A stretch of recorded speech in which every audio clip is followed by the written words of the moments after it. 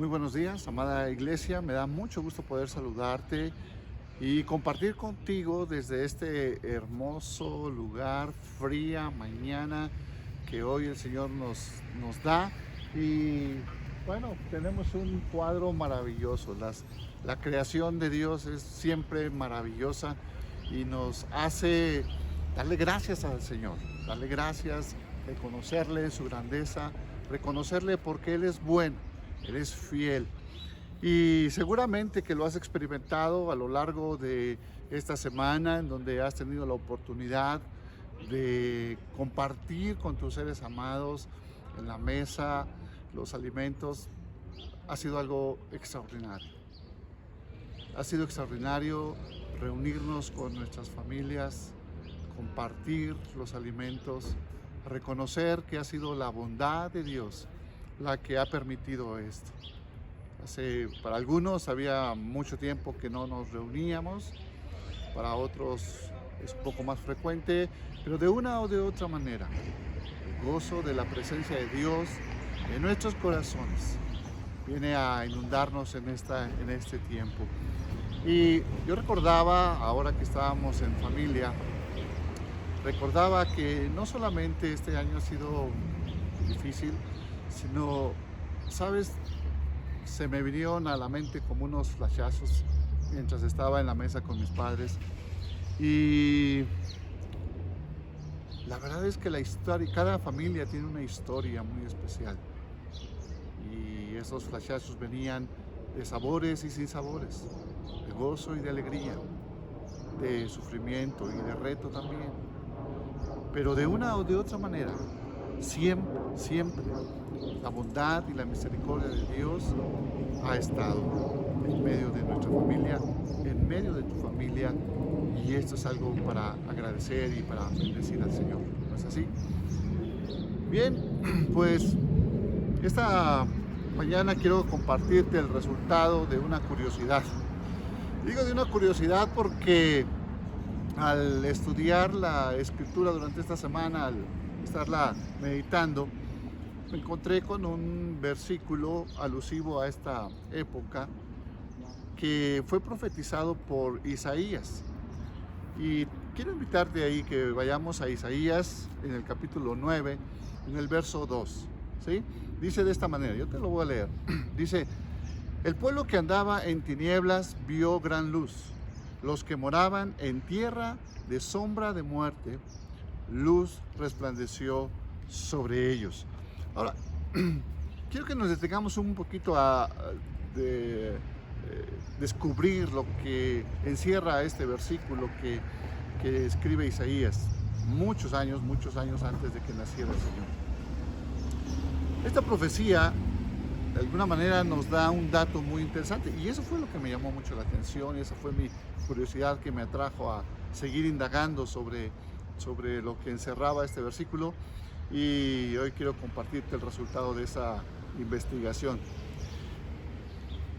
Lo que Isaías nos dice en este versículo es que hay una característica en los días en donde el Señor habría de nacer.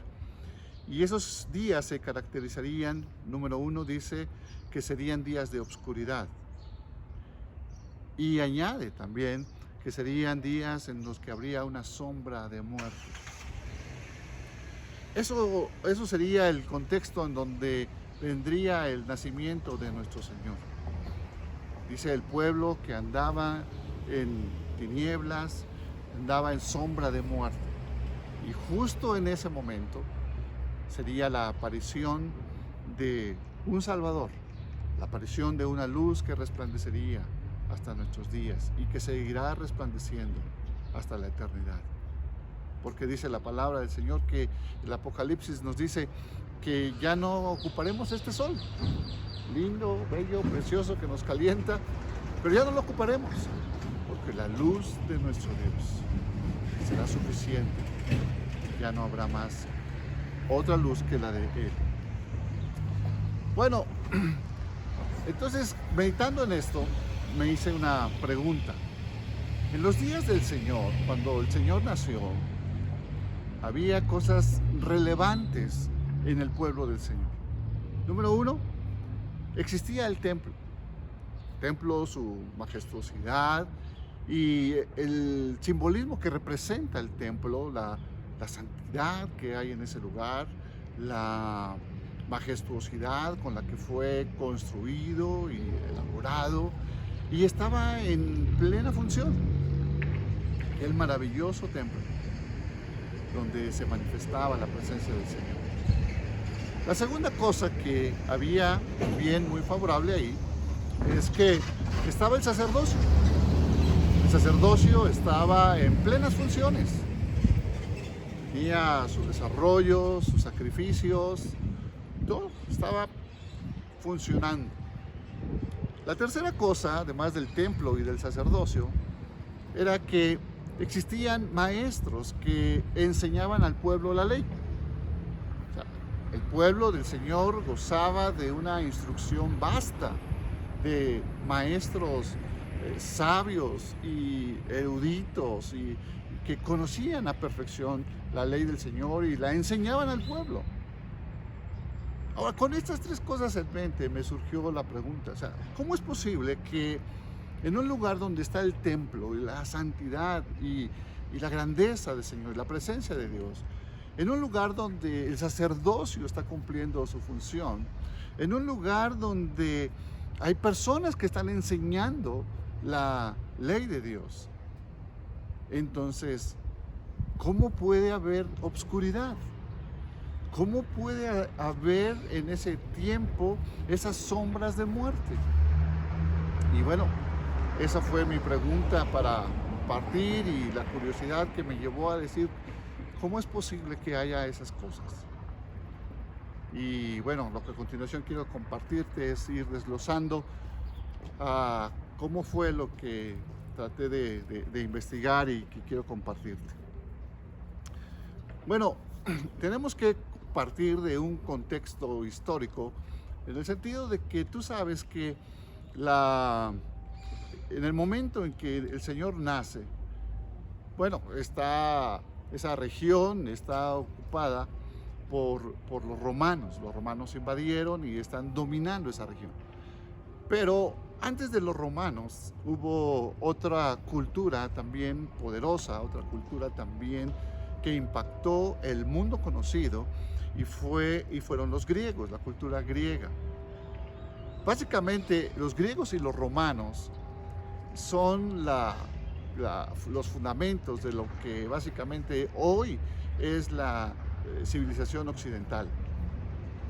Así que ellos dejaron una gran influencia hasta nuestros días y lo vamos a ir desglosando en estos momentos, en estos próximos minutos. Los griegos y los romanos dominaron el mundo antes de que llegara Jesús a nuestros días, a la tierra.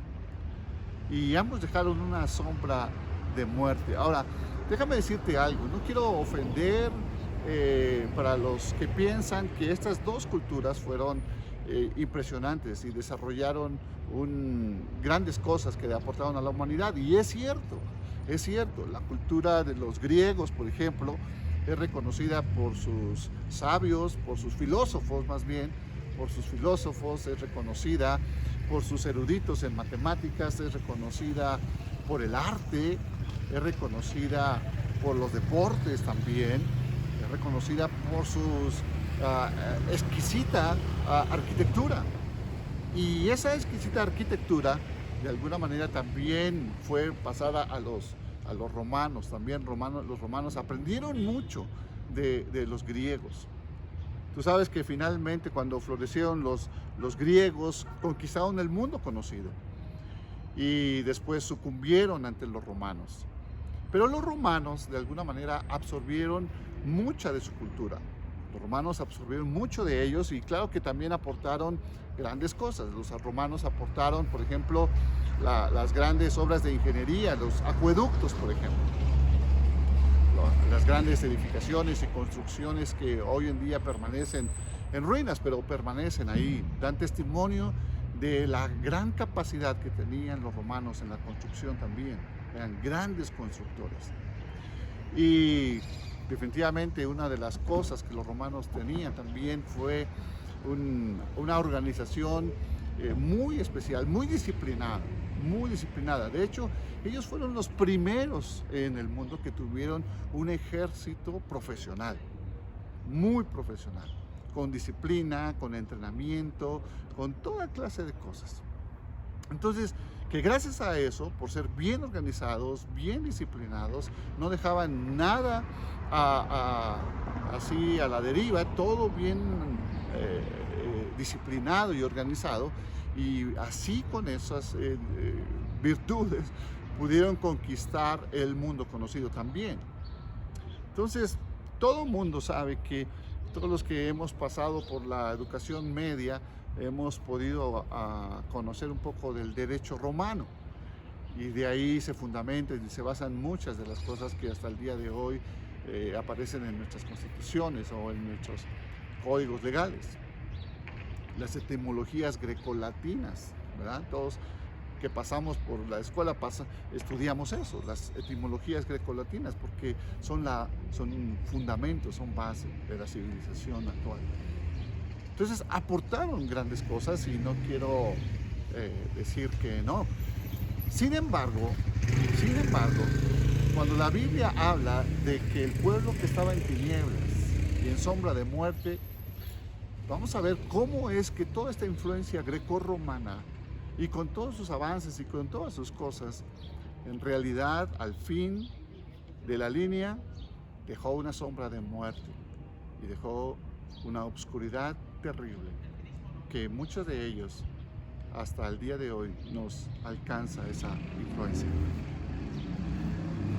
Vamos a empezar por el primer imperio que apareció, la primera civilización poderosa que conquistó el mundo, la griega. Vamos a hablar un poco de la oscuridad que los griegos dejaron para este mundo. La primera de ellas es que los griegos tenían una obsesión, básicamente era una obsesión por la belleza exterior. Mira, todos hemos conocido esa frase. ¿De dónde viene esa frase que dice, mira, esa persona, o a veces en broma de uno mismo decimos, oye, ese perfil griego, ¿verdad? ¿Por qué decimos ese perfil griego? Porque aludimos a que esa persona tiene una simetría, es bella, es linda, es hermosa. Entonces, esa es una herencia de los griegos, que de alguna forma se empeñaban en la perfección del cuerpo.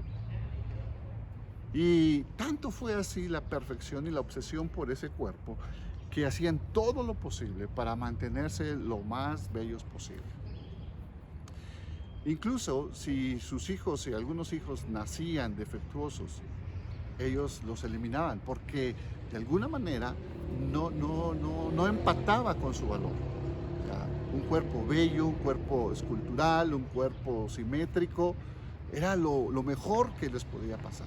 Y entonces, de alguna forma, tenían una obsesión por eso, por todo lo externo, por toda la belleza externa. No solamente en el cuerpo, sino en sus edificios, en todo lo plasmaban eso.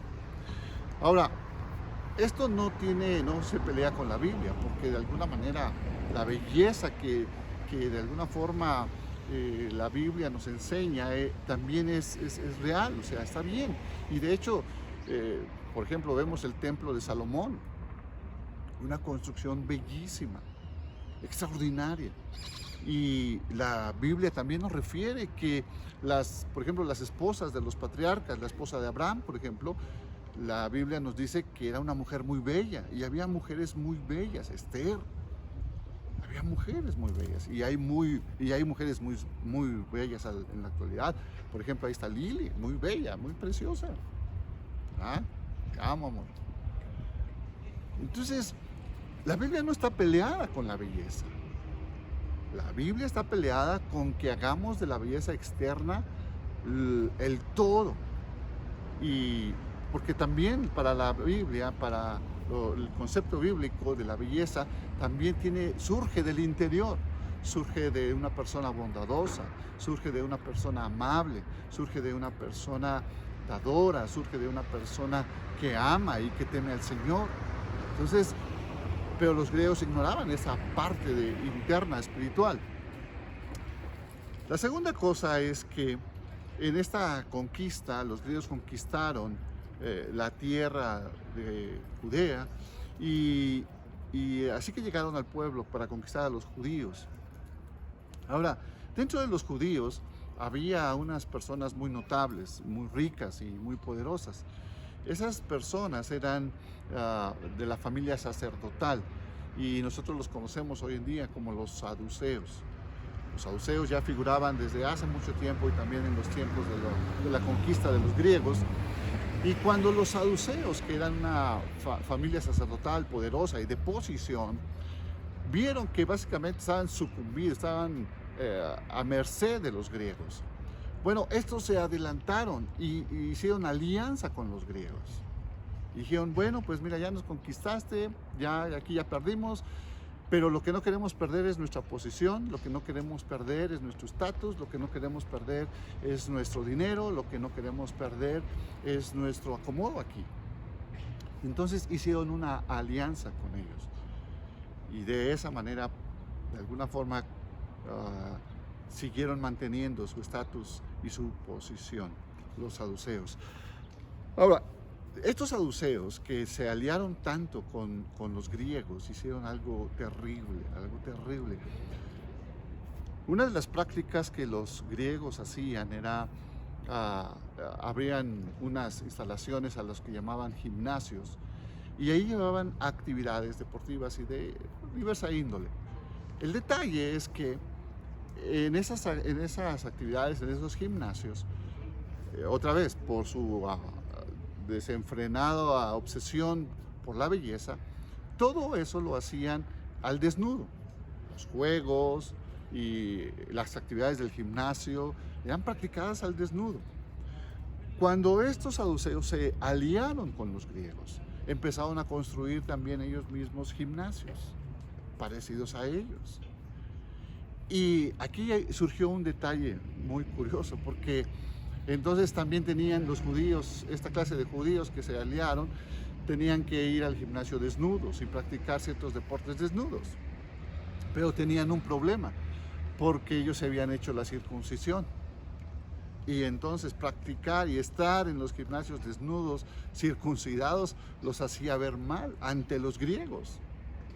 Y entonces hubo algo terrible aquí. Incluso los historiadores nos dicen que hubo personas judías que se habían circuncidado, que trataban y que se hacían cirugías para revertir la circuncisión, para entonces empatar con los griegos, para empatar y no quedarse, porque los griegos lo veían como gente mutilada. Entonces llegaron al punto de revertirse su circuncisión. Algo terrible. Bueno, los griegos no solamente hicieron todo esto, sino también al conquistar la Tierra Santa, prohibieron el servicio a Dios. Prohibieron literalmente el servicio a Dios. Y no más el templo, no más se abrirá, estará cerrado, no hay sacrificios, no hay nada. Y de alguna manera cerraron, prohibieron el día de reposo, el Sabbat, prohibieron las fiestas que los judíos hacían, que Dios les había indicado que hicieran. Todas esas celebraciones fueron canceladas. Bueno, llegó el punto que finalmente llegaron al extremo. Este rey Antíoco, el rey de estos griegos, profanó el santuario del Señor. Y en el lugar de los sacrificios donde se hacían, bueno, él hizo un sacrificio, pero puso ahí en el altar del Señor un cerdo para ser quemado, para ser ofrecido. Y eso fue terrible. Este rey Antíoco tenía tanto odio hacia los judíos, quemó, la historia nos dice que quemó los libros de la ley, los juntó todos los que pudo juntar, los quemó y arriba de los libros de la ley le ofreció cerdos también. O sea, fue abominable totalmente.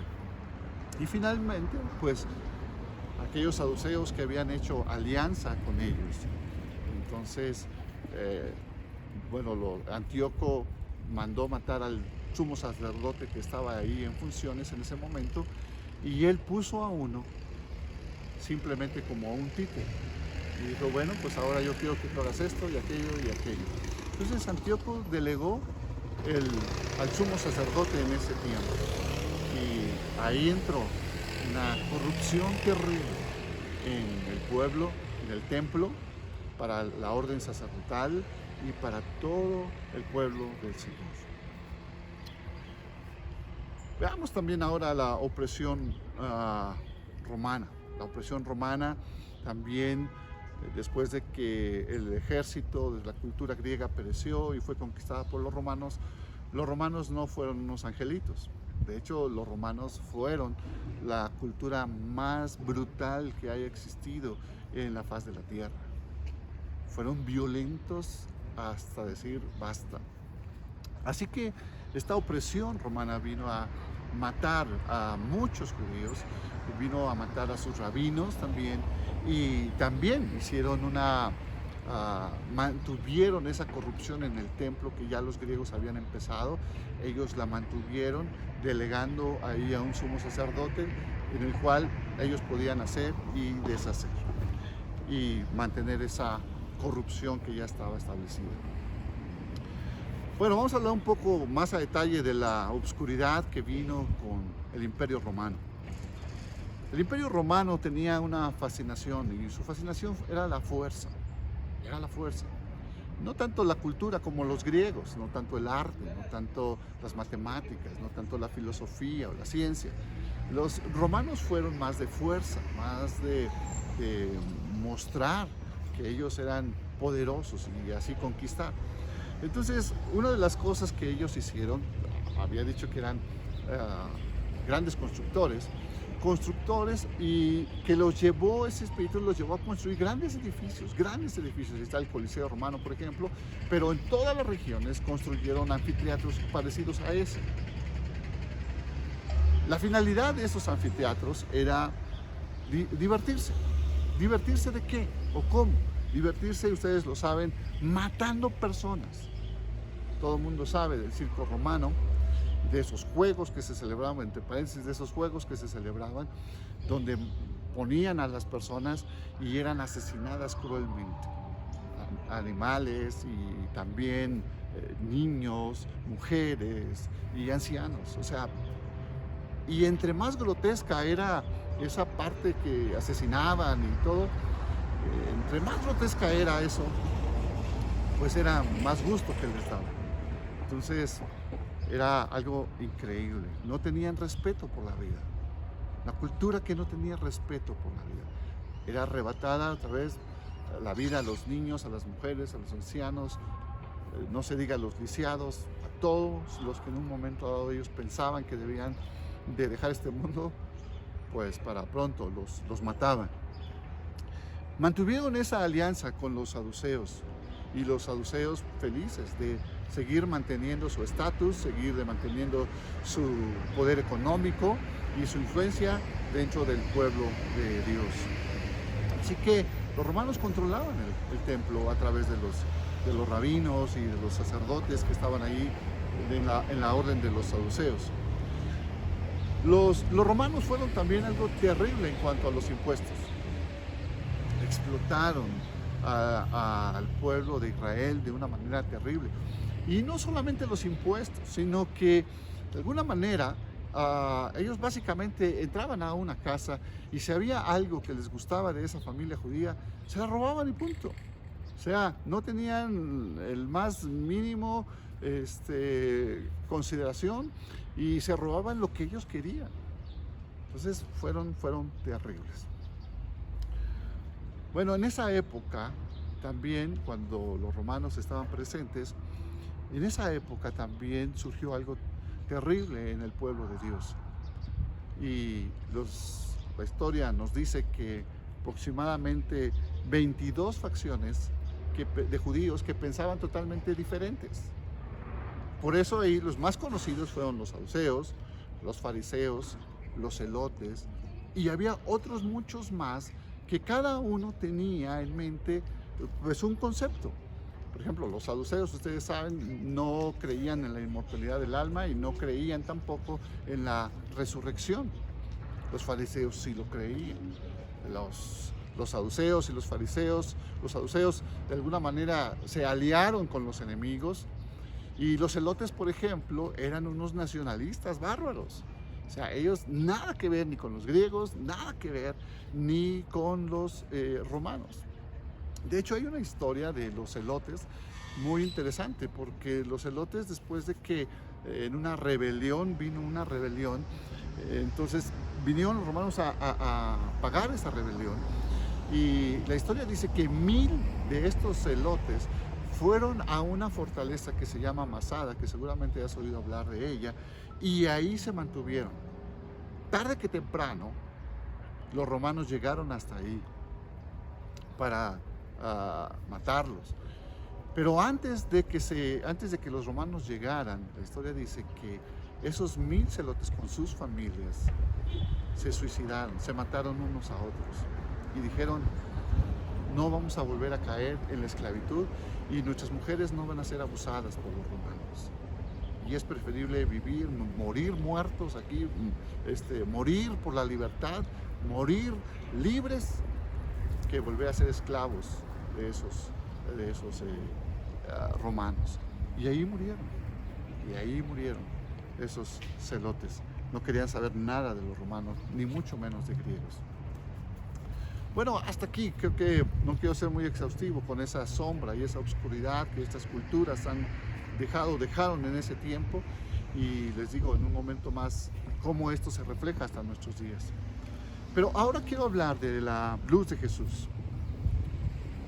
porque el pueblo que andaba en tinieblas, dice la Biblia, vio gran luz. El nacimiento de Jesucristo, nuestro Señor, arrojó sobre este mundo la luz que disipó todas las tinieblas, la luz que disipó la sombra de la muerte, y que trajo una nueva esperanza, y que trajo una nueva vida, una nueva fe renovada y una nueva conexión con el Señor, con nuestro Dios para siempre. Cuando antes estábamos muertos en nuestros delitos y pecados, la luz de Jesús brilló en este mundo para reconciliarnos, y reconciliarnos por una acción especial.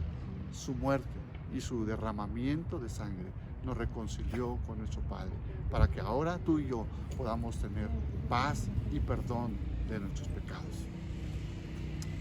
Una de las cosas que es muy extenso hablar de la luz de Jesús, voy a destacar algunas cosas, pero una de las cosas que esa luz que trajo Jesús a este mundo, la manera en cómo se manifestó, por ejemplo, fue en su compasión a aquel leproso, su compasión a aquel desahuciado, su compasión a aquel ciego, su compasión a aquella mujer adúltera, su compasión a aquellos hombres que de alguna manera fueron rechazados y eran rechazados por su sociedad, por aquella sociedad.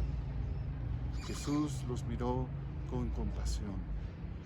Jesús los miró y notó la gran necesidad que había. Sí, cierto, había algunos de ellos pecado, algunos de ellos en procesos de enfermedad, ya desahuciados. Y en medio de ese dolor y en medio de esa angustia de esas personas, Jesús miró su necesidad y fue compasivo, sanándoles, otorgándoles la vista, sanándoles de la lepra, librándolos de demonios. Aquel gadareno, por ejemplo, desahuciado y llevado y encadenado en los panteones, lejos de la ciudad. Bueno, Jesús fue allá a restaurarlo, a liberarlo. Jesús fue una luz cuando mucha gente, cuando las altas esferas religiosas y los nobles rechazaron a toda esa gente. Jesús, con su compasión, con su amor, con su cercanía, les dio vida, les dio esperanza y les restauró una vez más. La luz de Jesús se expresa en la manera en que, cómo Él derribó las barreras entre la gente. Él derribó las barreras de aquella mujer samaritana, por ejemplo, y la mujer samaritana se sorprendió y dijo, pero ¿cómo es que tú, siendo judío, de alguna manera te acercas a mí, hablas conmigo? Si los judíos y los samaritanos no se tratan. Bueno, Jesús fue más allá de esas barreras y rompió esa barrera. Lo que la religión no ha podido hacer, no pudo hacer. Bueno, de hecho, hay una parábola muy linda acerca del buen samaritano. No dice el buen sacerdote, o no dice el buen levita, no dice el buen cantor, dice el buen samaritano. Eso fue como agua fría para los sacerdotes, para los levitas, para todos los religiosos que estaban en el templo, en el servicio del templo. Eso fue algo tremendo para ellos. ¿Cómo es posible que tú pones a un ejemplo de una buena persona a un samaritano? Casi ni son humanos, decían los judíos. O sea, ¿cómo es posible que ahora tú vienes y nos dices un buen samaritano haciendo esos actos de bondad que un sacerdote no hizo, que un levita no hizo? No, Jesús rompe con todas esas barreras. Los publicanos y los pecadores, por ejemplo, eran otro grupo que nadie quería.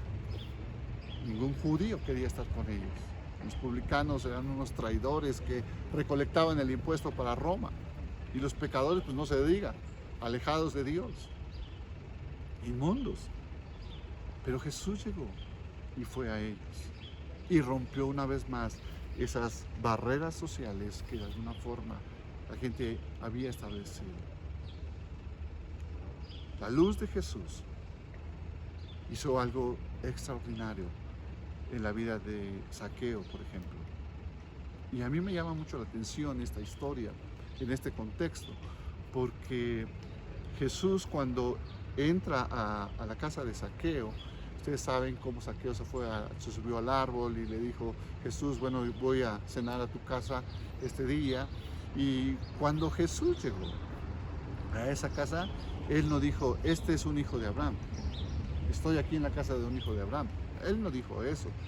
Jesús llegó, empezó a hablar, y lo que Él habló y su misma presencia trajeron una convicción de pecado en Zaqueo. Y dijeron la verdad, y Zaqueo dijo, sí, me he equivocado, sí, he robado, he tomado de más y he abusado de esta gente. Y convicto de su convicción de pecado, entonces toma una resolución. Y lo que Zaqueo todos conocen ustedes, que él dijo, bueno, si le he robado, se lo devuelvo cuadriplicado. ¿Ok? Cuando dijo esas palabras, entonces Jesús dijo, la salvación ha llegado a esta casa, porque este es un hijo de Abraham también. Solo, fíjense, esto es muy interesante, a mí me llamó mucho la atención, porque solo hasta que Zaqueo tomó una resolución y cambió su forma de vivir, su forma de ser, su forma de pensar, dijo, no, la verdad, yo he sido un codicioso, he sido un avaro, he sido un ladrón, he robado a esta gente, he abusado de esta gente económicamente y me he enriquecido, pero creo que eso está mal y entonces voy a devolver la mitad de lo que tengo y 4 veces más a los que le robé. Solo cuando dijo esas palabras, entonces Jesús dijo, este es un hijo de Abraham.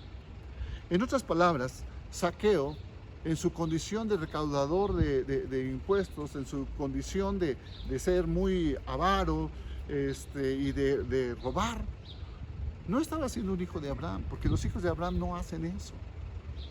Solo fue cuando se dijo, voy a devolver y voy a dar lo que he tomado.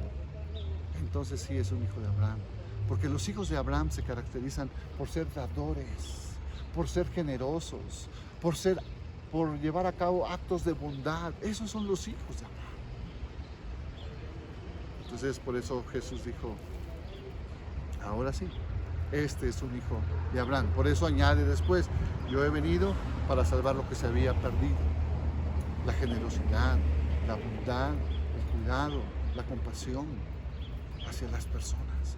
Porque todos vivían, o muchos vivían para sí mismos, acumulando riquezas. Otra de las cosas que abarcan esa luz que Jesús trajo a este mundo es definitivamente su paz. Yo creo que eso es algo que ahora a nosotros nos ha maravillado. Porque nuestros delitos y nuestros pecados fueron tan grandes y fueron una carga pesada que durante muchos años la llevamos. Hasta que un día llegamos a los pies del Señor y Él quitó esa pesada carga, perdonando nuestros pecados, quitando esa carga, arrojándolos al fondo del mar y no acordarse nunca más. Y con esa muerte y ese derramamiento de sangre trajo reconciliación de nuestra alma con nuestro Dios.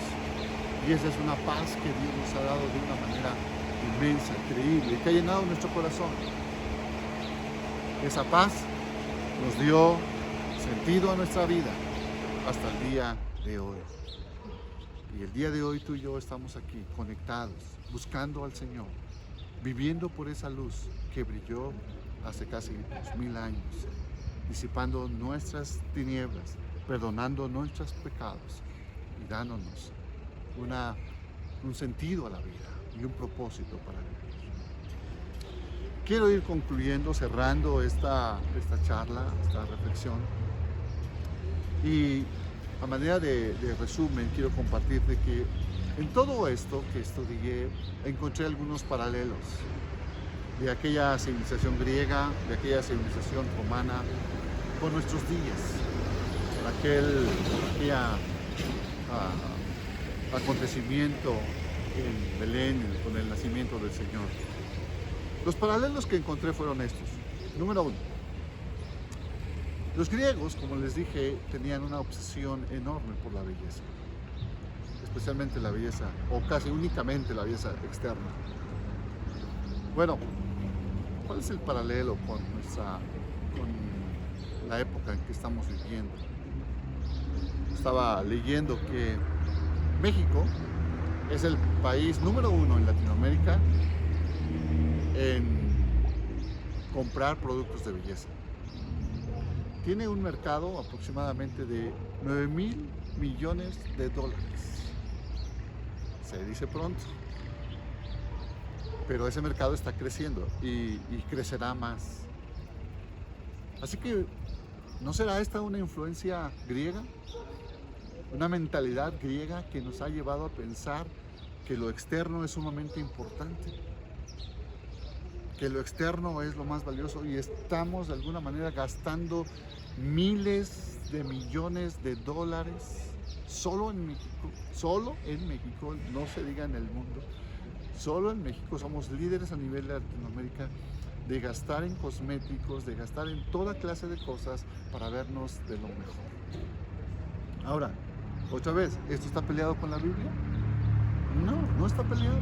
O sea, vístete bien, cuida tu cuerpo, cuida tu apariencia, está bien, pero no es lo único que tienes. Nosotros tenemos un alma que debemos de cuidar, y esa alma se cuida con la conexión con Dios, se embellece con una sonrisa, se embellece con el gozo del Señor, se embellece con la comunión con Dios. Esa alma sí se embellece.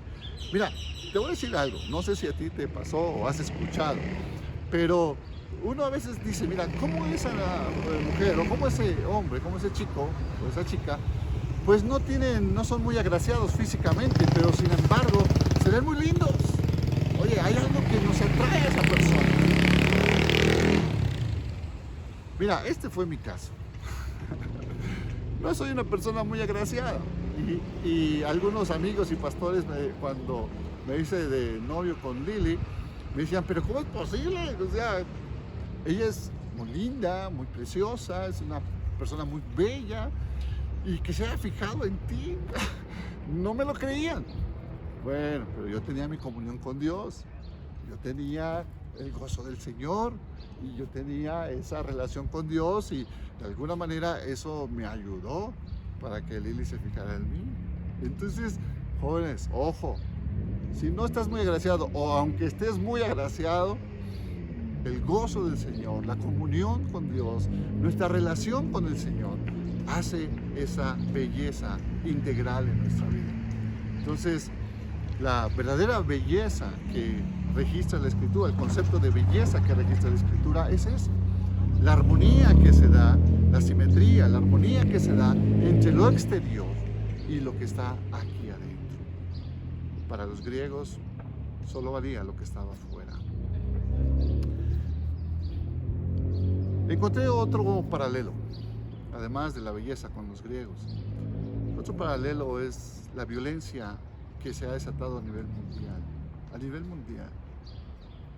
Y la pandemia creo que la ha exacerbado o la ha puesto de una manera manifiesta, más clara. Pero la violencia nos ha alcanzado terriblemente entre nación contra nación, y familia contra familia, y miembros de la familia contra miembros de la familia. Y los niveles de violencia alcanzados en esta generación tienen un paralelo con la violencia y la brutalidad del pueblo romano. Entonces, mucho ojo, porque de alguna manera, dice Salomón, dijo, no hay nada nuevo bajo el cielo. No hay nada nuevo. Lo que hoy es correr desenfrenadamente por lo exterior, los griegos ya lo vivieron. Lo que es hoy correr desenfrenadamente por la violencia y la brutalidad,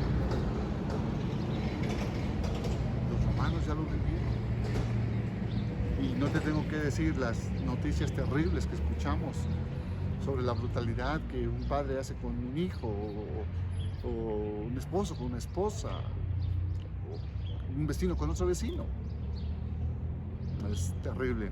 El otro paralelo que encontré fue los griegos y los romanos. Fueron culturas que tenían una mentalidad de conquista y de imponer sus ideas, de imponer su estilo de vida, de imponer su arte, de imponer su lenguaje, de imponer todo lo que... O sea, ellos querían que el mundo fuera como ellos. Y me parece que hay otro paralelismo con esto, porque hoy en día hay individuos muy poderosos económicamente e instituciones nacionales y globales que se están empeñando en imponer su forma de pensar sobre todo el mundo. Y esas dictaduras militares o ideológicas, de alguna manera hoy en día están floreciendo por doquier. Están floreciendo en toda Latinoamérica, están floreciendo en Europa, están floreciendo en todas partes. Porque hay alguien todavía interesado en imponer sus ideas a otros. Bueno, termino con esto. Las calamidades que los griegos y los romanos infringieron al pueblo de Dios en su época tienen algo interesante para estudiar y para aplicar. Uno puede ver desde el punto de vista histórico y decir, bueno, es que los romanos eran muy organizados, tenían una fortaleza y tenían grandes ejércitos y una buena estrategia y buenos generales, y así conquistaron. Uno podría decir, los griegos fueron grandes filósofos, eruditos en las ciencias, en las matemáticas, una cultura, un arte precioso, un teatro y todo, y así conquistaron. Pero miren, la conquista que estas naciones infringieron al pueblo de Dios no estuvo basada o no estuvo fundamentada en sus fortalezas. Más bien, la conquista que los griegos y los romanos infringieron al pueblo de Israel estuvo sustentada en dos cosas que no estaban en ellos, sino estaban en el propio pueblo de Israel.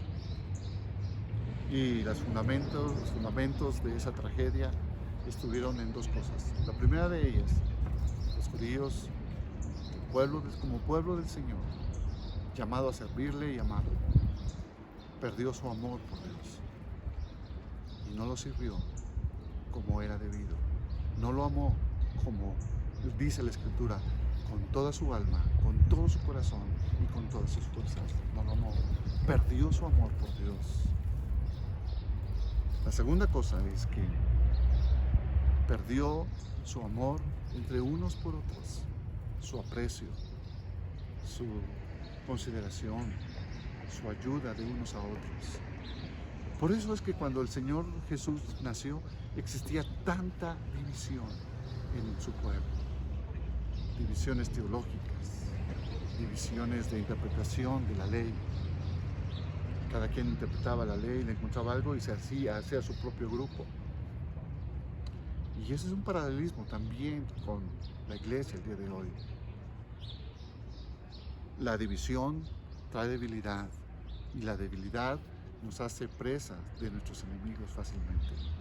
Si estamos unidos, si estamos pegados el uno al otro, amándonos, somos fuertes. Si estamos amando al Señor, como Él dijo, con todo nuestro corazón, con toda nuestra alma, con todas nuestras fuerzas, entonces nuestro interior es fuerte, capaz de soportar toda la adversidad y al peor de nuestros enemigos. La historia nos dice que los judíos que se mantuvieron amando al Señor y que se mantuvieron amándose unos con otros, murieron, pero en libertad y amando al Señor, y dejaron un legado de inspiración para luchar por seguir manteniéndonos fervientes delante del Señor. Los judíos que dijeron, no, aquí vamos a perder nuestra posición, nuestra propia vida, vamos a aliarnos con los griegos, vamos a aliarnos con los romanos. No murieron, siguieron gozando de sus privilegios y siguieron gozando de su vida y de la vida de sus hijos. Pero hoy la historia no habla de ellos. Hoy son una vergüenza para el pueblo del Señor. Por eso dice la Biblia, el que quiera perder su vida, la salvará. El que quiera salvar la vida, la perderá. Amados, estamos terminando un año y es un buen tiempo para reflexionar. Sí, no sé si vendrán tiempos mejores. No lo sé. Muchos dicen habrá tiempos mejores y no sé qué y todo eso. No sé. Pero yo no sé si sean tiempos mejores o no. La historia nos dice que los enemigos del pueblo del Señor no fueron tan determinantes para su destrucción como ellos mismos lo hicieron. Así que una iglesia que se encuentra ferviente, una iglesia que se encuentra amando a su Señor, una iglesia que se encuentra amándose unos a los otros, será una iglesia que pueda resistir cualquier cosa, venga lo que venga. Y a eso queremos llegar. Y a eso somos llamados, a ser una iglesia ferviente en su amor por Dios y en su amor unos a otros.